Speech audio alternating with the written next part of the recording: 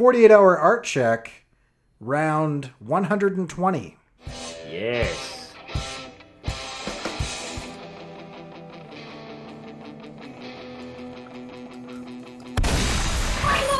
Guess who's back? Back I again. know, Josh right? is back. Tell a friend.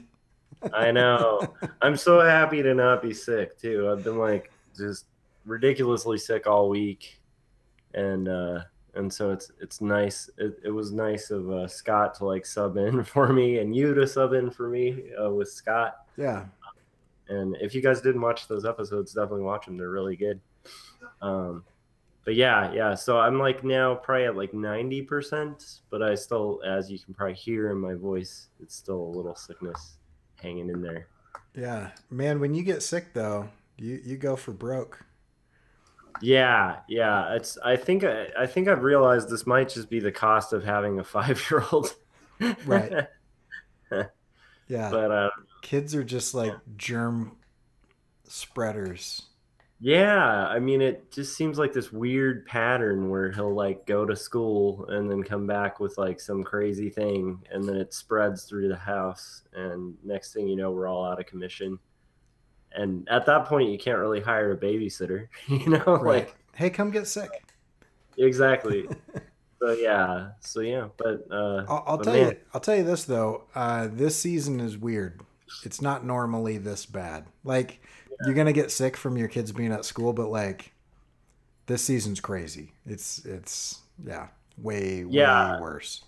yeah, a good case in point, like my local Target, I had to go to get some like children's cough medicine, and I went and like the entire like shelving section in like the cold and flu, it was just empty with Yeah. like a couple strewn bottles that looked like somebody had just drank them in the store.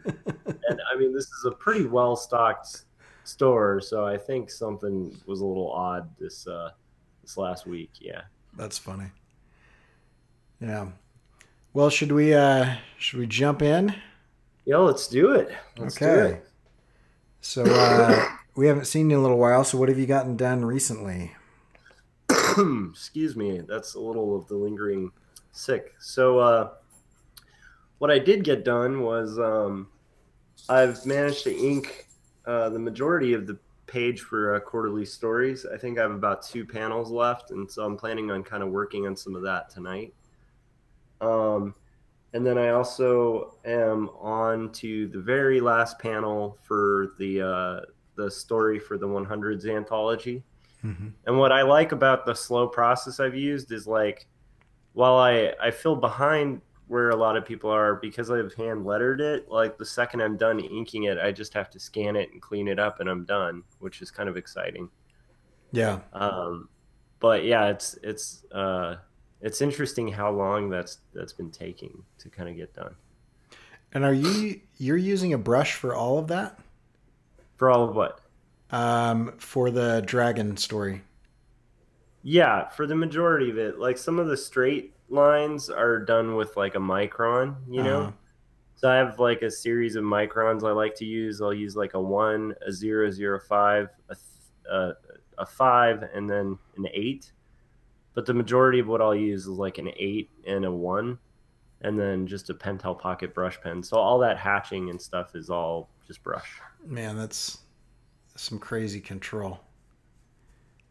Yeah. Yeah, I'm trying, man. That's awesome. I Like on the shadow's face, I mean that looks like dip pen, like nib croquill quality, but with a brush. It's crazy. It's awesome. Yeah, it's kind of weird because I've found that I find that a little quicker on a brush, but I think as we both talked, I do have an interest in kind of picking up a crow again at Yeah. some point just to kind of see, you know. I used to love croquill a lot, but I think as we already talked about, I just don't right now. I don't have the paper stock for it, so it works really well on like illustration board, but on the paper that I've got, it's too flimsy and it just bleeds. With the brush, it doesn't bleed for some reason, but yeah. That makes sense. For me, it was also the fact that it has such a slow dry time Right. that if you're doing like hatching, you have to do it very meticulously and kind of wait for the one pass to dry before you do your second pass, and that can be really for impatient people like me that can really be difficult. Yeah. So yeah, I guess Mighty Pegasus Art in the chats was asking, how do I do it without rushing myself? And I guess I just answered it. I don't. I use Pentel Pocket brush pen, so like a lot of the a lot of it goes a lot quicker than you would imagine, because that brand of ink that they make with the Pentel Pocket brush pen, like it just for some reason it doesn't dry very black, which is unfortunate. So for large areas of black, you have to do like 2 passes on it. But other than that, like it's really quick drying. So you can wait like, maybe 10 minutes after you lay down a pass of lines and it's completely dry and ready to go over again. Yeah. And if you're looking for a similar thing, I use the Kuretake Red Barrel. Yeah. Um, and it does dry a little bit more black because the Pentel ink is like a super dark brown, but it's a little Yeah. washed out. It's a little washed Yeah. out. But I think Kuretake is using something, if not the carbon ink, it's similar to the carbon ink, which I have recently discovered that I really like, and it runs Huh. through like cartridge based stuff really well. And I need to get a new one of these because I ruined the one I had. But I have this cartridge based nib pen, and I love it. It's like this. It's super fine. You don't get a ton of variation out of it, but I prefer it to the microns, which is kind of my default for when I'm doing certain things. Yeah. Anyway, No, that's good thinking too, because the one thing that kind of stinks about microns is, I mean, and it's one of the beauties of them too, is that they're disposable and they have like a felt tip, and so like that feltish tip thing just like wears out or it dries out. right. And it's usually one or the other. And then at the point that you're using a micron that's not full of juice and it's kind of dry, you're just forcing, you're laboring work that should be easy, because the second you use a fresh micron, it's like, oh, this is actually a pretty quick process. But if you're using like an 8 to do a panel border and you're having to go over it like 4 times, Yeah. like, the second you start feeling that lag, it's good to have like a backup, so that you don't end up like just doing like 3 times the work to get a worse result. Right. And I Um, feel like at a certain speed, there's nothing that the felt just can't keep up. yeah, Whereas if a brush will go into kind of and it's way faster. You can go faster with a brush before it starts breaking down into kind of dry brush style. agreed.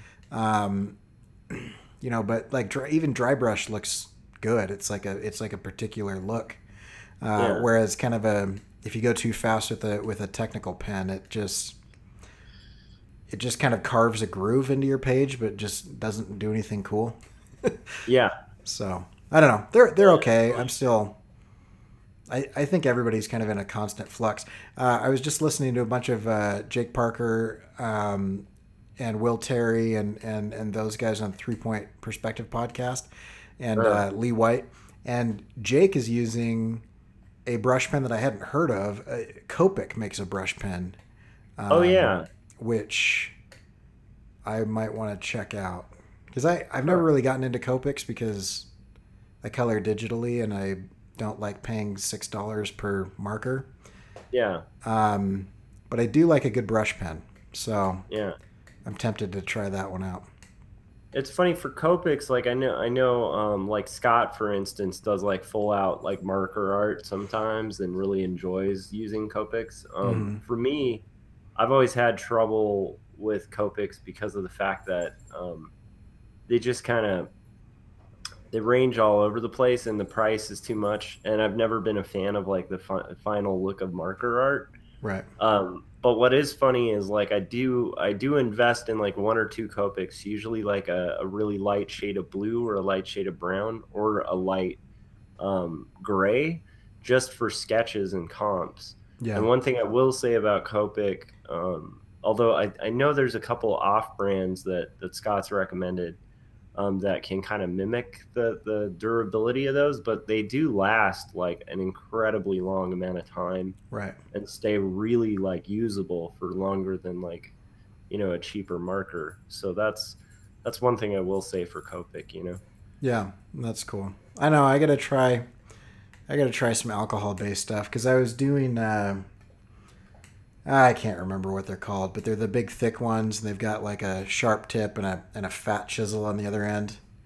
Uh-huh. It might be. Is it a Prismacolor? I think it's Prismacolor. Yeah. And I was using like a 20% gray and a 40% gray, Uh-huh. um, to do some like super kind of roughed in comps and stuff.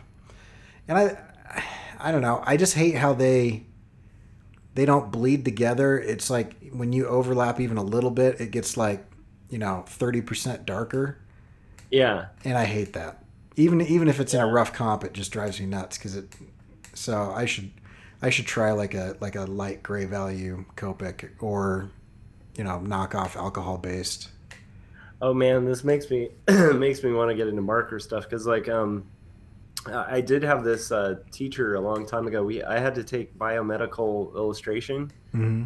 when I was like an undergrad, and my teacher was like a biomedical illustrator who'd been around like doing that since like the 70s, and his process like even and this was like long into like digital had pretty much taken the majority of that work, but he was still traditionally creating like these illustrations for like textbooks that were like photo real, and he would use marker washes on toned paper to Oh, render something, and then he would do really light passes of colored pencil and layer over it, and it yeah, created this like crazy hyper real effect that you wouldn't even think was colored pencil, and didn't end up having that problem that colored pencil artists have sometimes when they try to do a lot of layering. They end up with that just like firm layer of like film over the everything. waxy look. But yeah, just having that underpass of all the marker work like really helps with that. So I don't know. I do think there's a place for markers. I just you know, and I love noodling with markers like when I'm playing, my kid and I are drawing or something. That's fun to do. Just take his like to me that's something I'd love to maybe mess with for a comic in the future. Just take like kids materials and make a comic because it is fun to just kind of sit down and play around with like weird terrible art tools and like come up with something kind of cool and be like, oh, maybe I should use this, like try using this for real. Yeah, well, like the Yeah, guy who I'd did. love to see somebody take on like a serious illustration with like Crayola markers. Yeah, that'd be interesting. well, like the guy who did Mouse. Like he intentionally went out and found like the worst things that he could to do it. I can't remember what he used, but some sort of weird like copy ink, that's like meant for like printers and stuff. And you look at it and it's got kind of that thick, rough, Yeah. kind of look to it. And I mean, it's because he, intentionally chose, specific materials to like get it to look, because I mean, you don't always want like a perfect line, you Oh know. yeah. So Yeah, Spiegelman, man, Spiegelman's fascinating because he like his pages in person are like crazy too. Like he used a lot of paste up and stuff in executing mouse pages, and they were pretty much drawn at scale. So he drew pretty much close to the size, if not the exact size, of the pages, and then just used tons of like paste up and photocopying and just like anything that worked.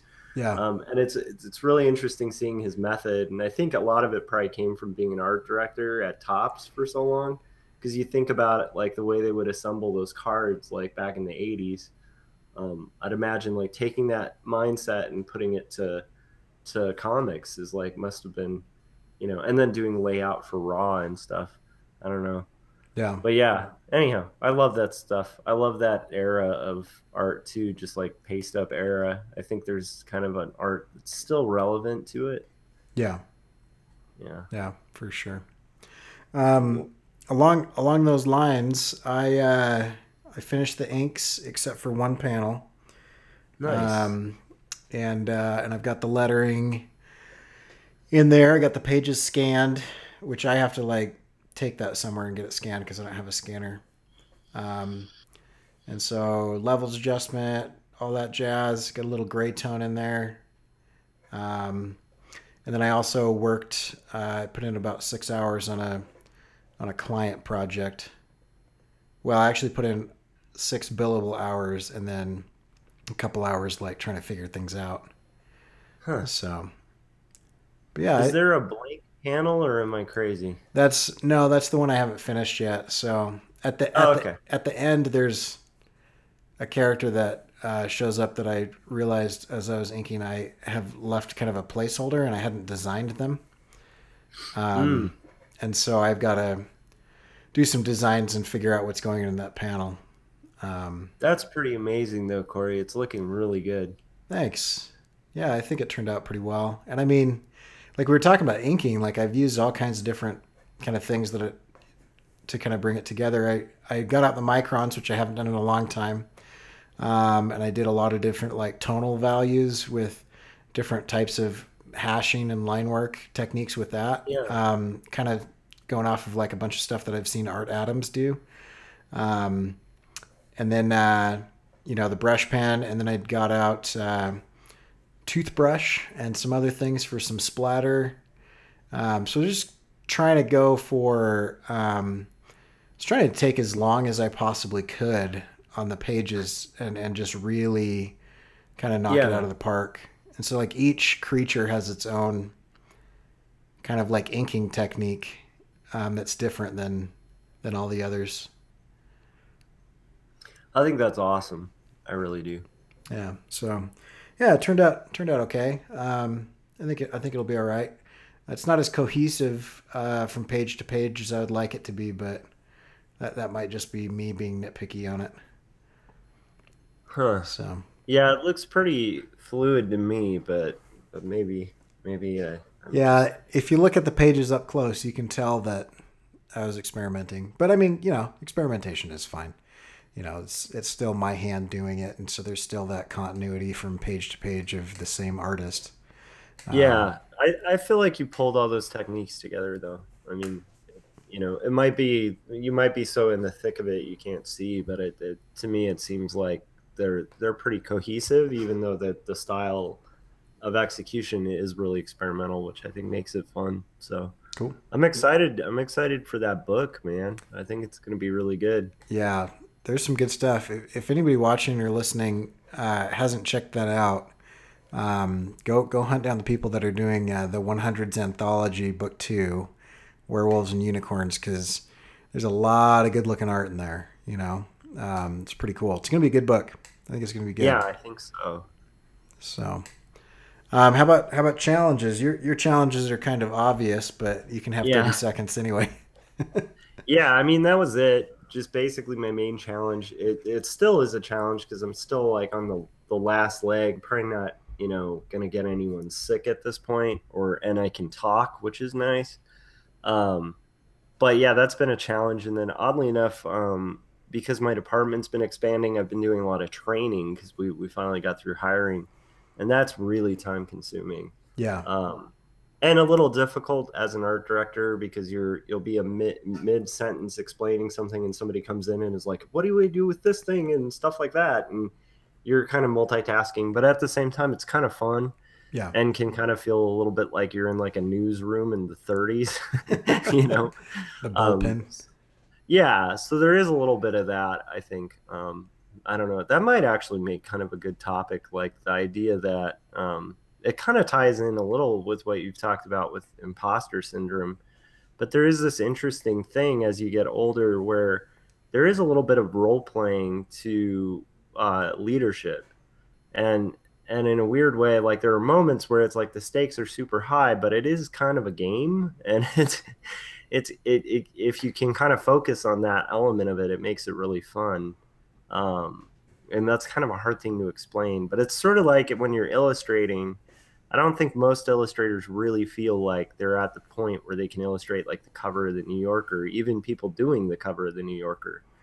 So I'm sure there's moments where people who are doing New Yorker covers are just like, yeah, I'm not, I mean, really, I'm doing, you know, Yeah. I don't know. Anyhow, I think that might be, I don't know if that'll be rife for a topic today, but it's definitely something I want to mine a little bit. see if anything comes out of that. Yeah, I mean, I think we should. We're kind of going long on each one of these. We can just kind of catch up and maybe Yeah, get the editorial calendar, as they call it, for the next few episodes. that sounds good. Challenges for me. Have you used Adobe Dimension? No, I haven't, and I am fascinated by it. It is really interesting. And Hmm. so I was just introduced to it. It's very new. I can't remember when it came out, but within the last year. It was prior to that was like one of those weird like alpha tests kind of side projects that Adobe had. But basically, it's like a mock-up software.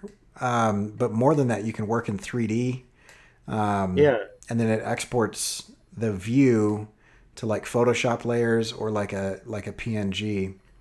And so I had a client, and I'm under NDA, so I can't say anything about like specifics. But what they were describing, they hired me because of my skills in Illustrator. Um, but then as they were talking about it, I was like, "You're actually describing like a 3D environment." Um, and so it's for like explaining kind of high level processes that'll end up in a medical journal. Um, and so it's like very specific and very highly technical. And anyway, so the biggest challenge was I had to teach myself a new piece of software, and it's not super intense. I mean, it was, you know, but it's Yeah, I'm pretty really early. fascinated by that though, Yeah, because so like with Dimension, what I've seen is mainly with the Creative Suite, in the sidebar, yeah. and what I've seen so far was like it does seem like, and this is where I'm gonna want to know a little more, but it's like from what I ascertain, it looks like you kind of have like something like milk crates or something. Hmm. I mean, that's a bad example, but I'll just flow with it. Um, but like milk crate, and then you'd actually like kind of mock up a design and then be able to show how it looks in 3 dimensions. Is that what it's formatted for, or you can actually create like full 3D models in it? Both of those things. I wouldn't say full 3D models because it's limited in its ability. It's not like a Blender level modeling tool, Got it. or Maya, but I mean, you can import things. You can import like OBJs, and so like for reference, it's going to Uh-huh. be super awesome because I used to use Google SketchUp, and then it got bought out by Trimble, and now they're charging for it. And Uh-huh. I don't know, I don't use that often, but if I need like a turnaround of a chair or something from a specific angle or a car or whatever, you can use that as reference and just kind of pull it up so you look at it on your screen and draw it. I So love for it. that, it's going to be really cool. Oh, for today's topic, I'll just do like a quick like 5-7 minute demo of it Cool. because it's pretty interesting. I don't know. I'm So fascinated. yeah, That's cool. how about plans? What are your plans? So definitely drinking a lot of tea and kind of getting the sickness gone 100%.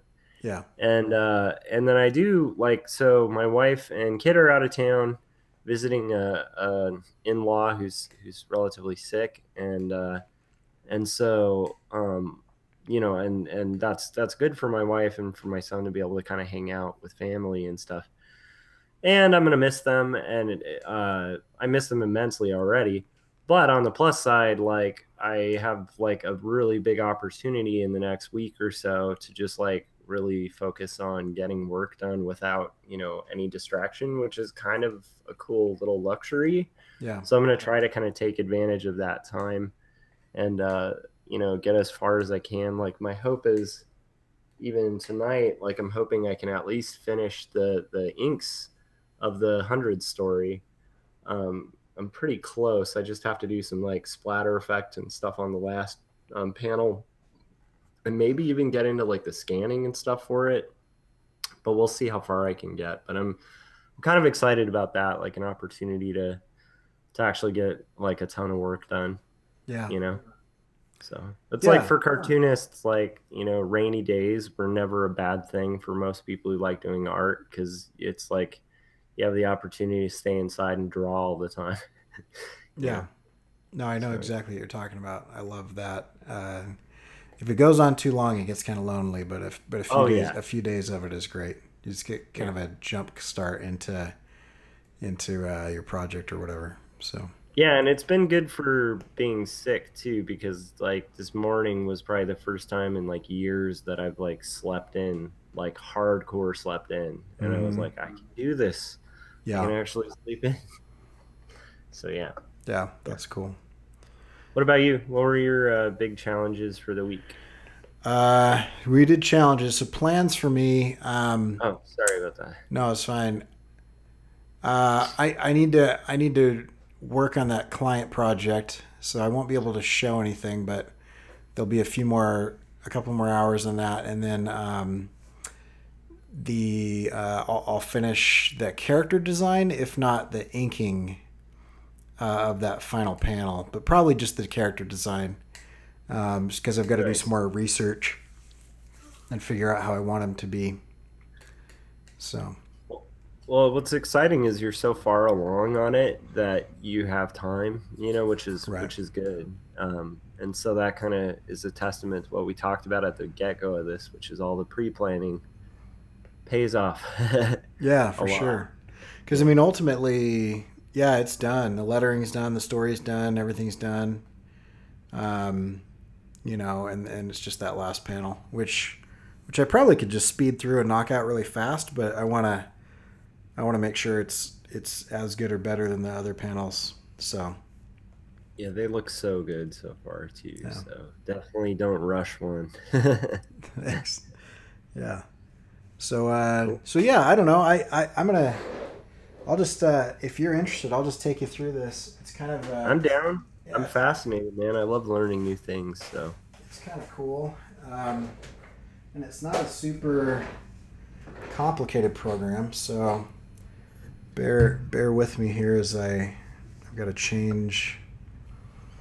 Let's see if I go like this and take this.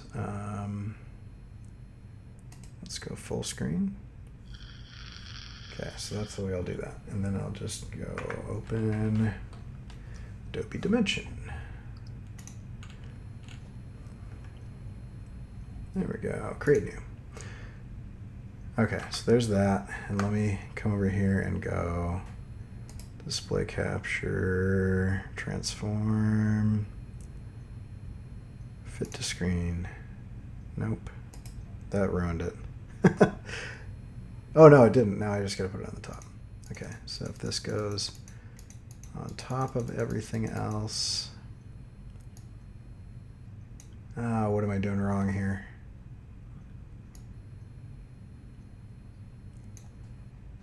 This is maybe why. it's like a width thing. Yeah, I wonder if let me just do that. No, I'm just going to delete it and start it over. Sorry, everybody, for who's watching this live. Just give me 1 second here. I'll have this going in just a minute. So I don't want window capture. I want display capture. And OK. And go. There we are. Love it. Okay, so now we can see that. I'll throw this over here like this. Yeah, so this is the interface. This is Adobe Dimension, and you can see over here. There's just a bunch of models, and so like I could take this like coffee cup or this soda can or whatever, and I can just drag this over like this. Just put it in the middle, and then if you right click, you can kind of fly around it. And then over here, I've got materials. And so I could say, I want this to, look like it's made out of cardboard. And so I can drag like cardboard over there and like it fills in like the whole thing as cardboard. Got it. Right? Or I can go into the lid and I can say, actually, I want the lid to be like glossy plastic. And then I want the cup itself. I'll go into that. And instead of a base color, you can choose an image. And so I'll come in and I'll go double click to edit. Oh no, that's not what I want to do. Let's just delete this image. There we go. And then I'll select a file so I can come in here like this and just grab, let's see. Let me go find an image somewhere. I've got to have something. Yeah, we'll do that. So I'll just wrap it with my comic. And so then you can see like your comic is just on there. And Nice. yeah, so then you can, adjust the width and the size and,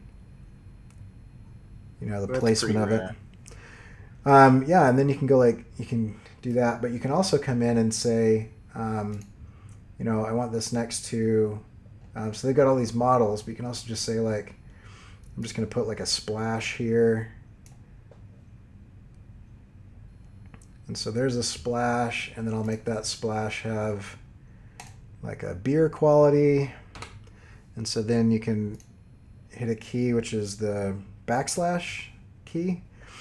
And it'll begin rendering whatever view you have. And Oh, so, wow. Okay. yeah, so I can like zoom in and kind of come down and like kind of get the angle that I want, and I can even, I mean, you can do kind of whatever. And if you don't like, any of these that they have, then that's where, they're going to start trying to sell you like stock. So Got it. they can sell you like stock objects or stock materials. And if I stick like let me move this over. So if I stick like So the models, for instance, that you're talking about, like those pre-built ones, um, can you custom make them, or is that like a different kind of thing? so you sort of can, like over here, you've got all the basic building blocks that you would need to do something. You've got spheres, bowls, cubes, cylinders, Got it. cones, pyramids. So you could kind of build it that way. It's really not made for that though. Got it. So, but I mean, I could come in and say, here's a big pipe, and I could size this up and put it in there or whatever. Yeah. And then build off of that, and because you can scale parts of it. So I can say I want this to be, like lower, Yeah. and wider, and so you could use these tools to kind of do that type of thing. That's really awesome. Yeah. And the cool part is you can also do, so I've showed you like materials. So there's like a wicker. So if I go like this and then hit the pipe button, it'll kind of render out like the wicker. The last thing is the lighting situation. So let me I'm going to put in like a cube and a ball. So here's a cube. Oh, this is in the thing. So a cube. Let me move this over like this, and I will make it like gold so that it's super reflective, and you'll see that it's like reflecting. You can see like lights and a tripod stand and stuff, and that is all part of, let me do I'll do like a ball too. So here's a sphere, make that bigger. Oops. Let's undo that and then shift. Okay, and then I'll make that like brushed, whatever. And so you can see like the lights are reflecting in that. And that's the last thing, is that you have a lighting environment. And so I can come in and I could say, like a weird kind of disco lighting environment, or like studio lights with like pillars, or studio lights with soft boxes, studio lights that are lit from behind, like that. And then the coolest thing that you can do is like you can import an environment background. So I'll come in here and I'll go image, select from file. That's fine. I think I already downloaded one. Yeah, like this one isn't a great example, but it'll work. So you go like this, and then you can come in once you have that, and you say, oh, now I can't remember how to do it. Anyway, there's a way to like match the environment to the thing, and so it will go and try to find the it'll try to find the perspective Uh-huh. and everything and kind of do it that way. So it's kind of cool. I think the edit will take me.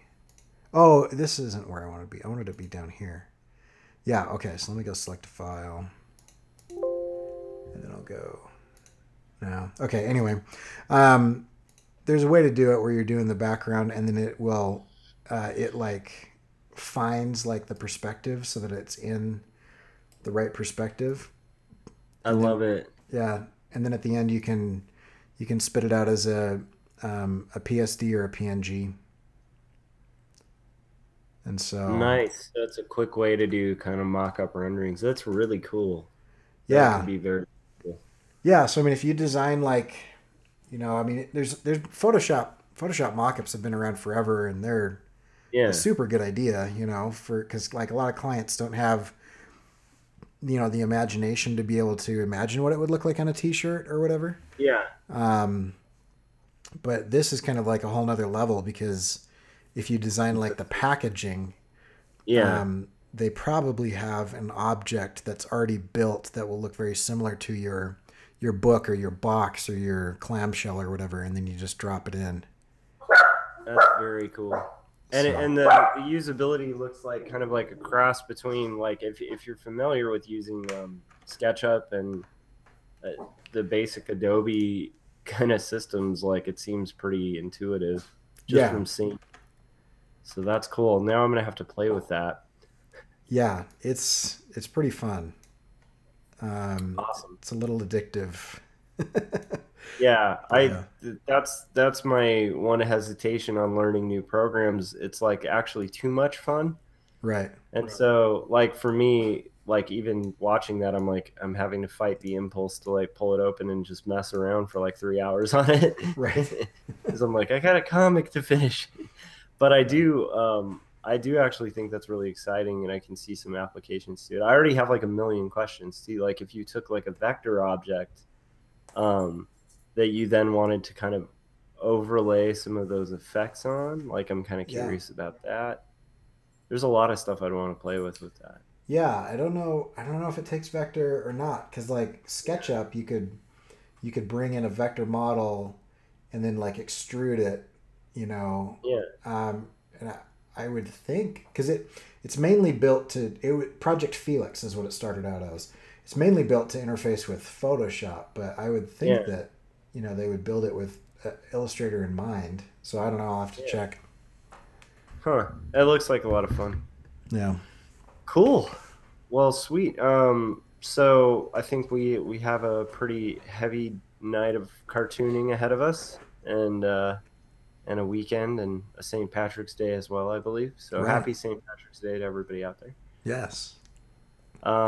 Yeah, cool. I'm just glad to be able to do the art check again, man. Yeah, It it's good to have you back.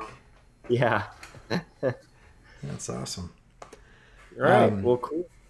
Yeah, so if you want to check out the podcast and everything, go to corykerr.com/48hr. If you want to check out Josh's stuff, he's got an awesome comic that you should read called quarterlystories.com. And then my stuff is at corykerr.com. And yeah, so hopefully you guys stay healthy and have a good weekend, and we will see you Monday. All right.